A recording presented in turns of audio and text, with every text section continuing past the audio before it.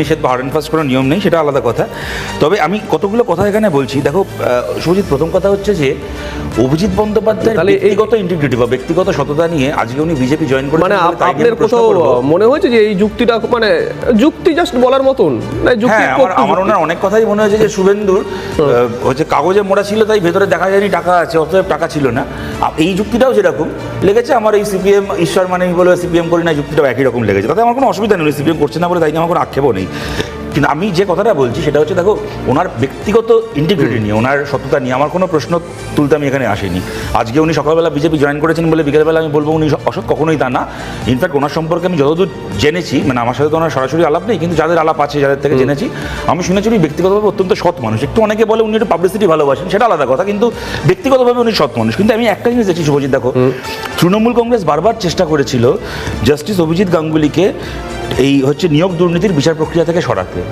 এমনকি তাই নিয়ে ওরা সুপ্রিম কোর্ট অব্দি গেছিল, তৃণমূল কিন্তু পারেনি। যা তৃণমূল পারেনি তা বিজেপি করে দিল, ওনাকে বিচার প্রক্রিয়া থেকে সরিয়ে দিল। এই গেল এক, জাস্ট মাথায় রেখো।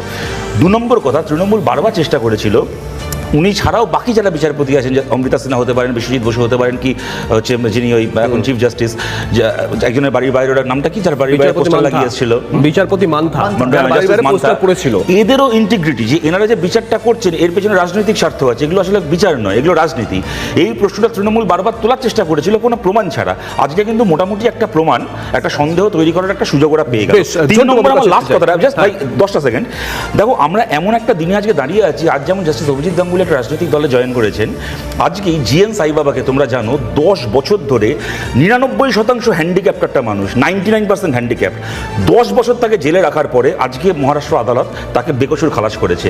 আজকে যে একজন জাজ দাঁড়িয়ে বলছেন যে আমি আমার কার্যকালেও দীর্ঘদিন ধরে আরএসএস এর সঙ্গে যোগাযোগ রাখছিলাম, এটা আরএসএস ইম্পর্টেন্ট, যদি সিপিএম এর সাথে যোগাযোগ রাখতেন, যদি কংগ্রেসের সঙ্গেও রাখতেন, এই যে একজন বলছেন যে আমি ওদের সঙ্গে যোগাযোগ রাখছিলাম, ওরা আমার সঙ্গে যোগাযোগ রাখছিল, এই দেশের জন্য ডেঞ্জারাস।